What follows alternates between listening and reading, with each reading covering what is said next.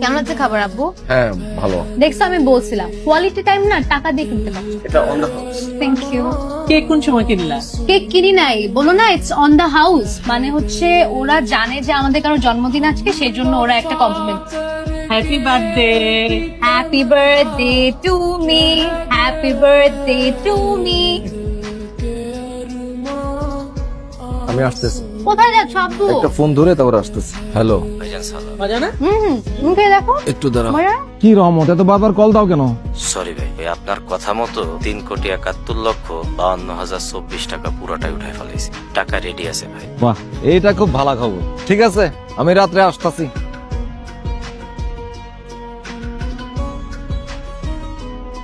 সাসা, আমি কথা দিতাছি আমি আর সিগারেট খামো না। আর আচ্ছা কুত্তা প্লেস দেখছে বিলেই ধর। কত হয়েছে মা? এই যে এখানে বিল লেখা, এই যে কত? 5,080 টাকা। 5,080 টাকা খাই পেরেছি তিনজনে মিলে। আচ্ছা আব্বু, একদিনই তো, আমার জন্মদিন কি প্রতিদিন আসে? তোমাকে কিন্তু আমি এটা বলে আসলাম যে তুমি এগুলো বলতে পারবে না। ঠিক আছে চলো তাহলে। খুচরাটা নিয়ে যাই। 20 টাকা খুচরা? এরকম রেস্টুরেন্টে আসলে মানুষ এমনিতে 200-300 টাকা টিপ হিসেবে দিয়ে যায়, তুমি 20 টাকার জন্য বসে থাকবা? So embarrassing. চলো চলো। So embarrassing. মুডটাই খারাপ হয়ে গেল, চাইছি তাই করো। আম্মু আসো তো। কি যে করো না। আচ্ছা তুমি একটু যাও, আমি আসতেছি।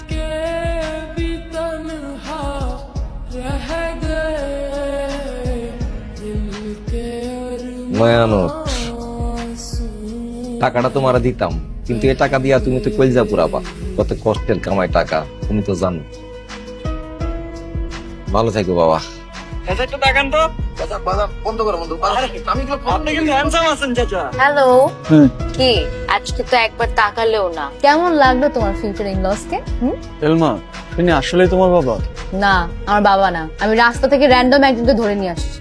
আসলে রাস্তা থেকে তোকে নিয়ে আসছো? হাহা, ভেরি ফানি রেহান। সবসময় ফাইজলামি ভালো লাগে না, কিন্তু বলো না কেমন লাগলো? খুব ভালো।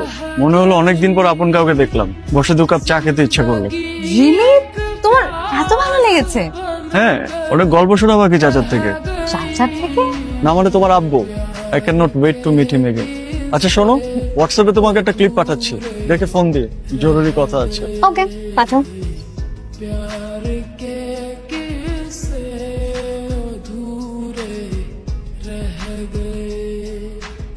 আপু এগুলা কি? তুমি এখনই হোয়াটসঅ্যাপ চেক করো।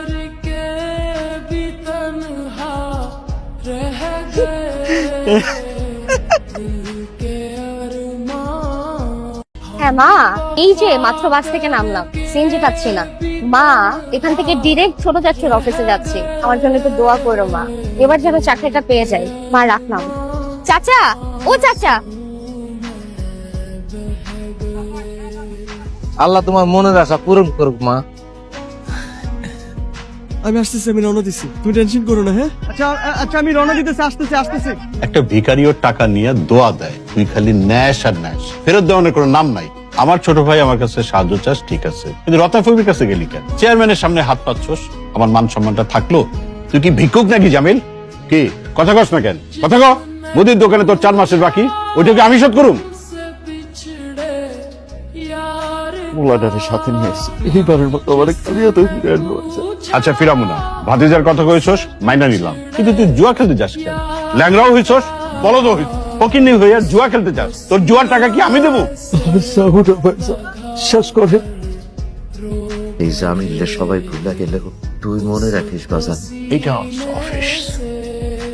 কি এমন চেহারা বানিয়ে রেখেছো কেন? কে মরেছে? বুঝছো, এইটাই হচ্ছে তোমার সমস্যা। Learn to take it easy. কি বলতে আসছেন বলেন? বলেন স্যার। এবার পুরো কথাটা একবার শুনি। কি বলতে আসছেন বলেন স্যার। Good boy. শোনো, এ হচ্ছে মিথিলা, অ্যাবসলিউটলি ব্রিলিয়েন্ট স্টুডেন্ট, খুব গুণী। কালকে ইন্টারভিউ দিয়েই আজকে আমাদের এখানে জয়েন করতে এসেছে। হ্যালো, আমি মিথিলা আফরোজ।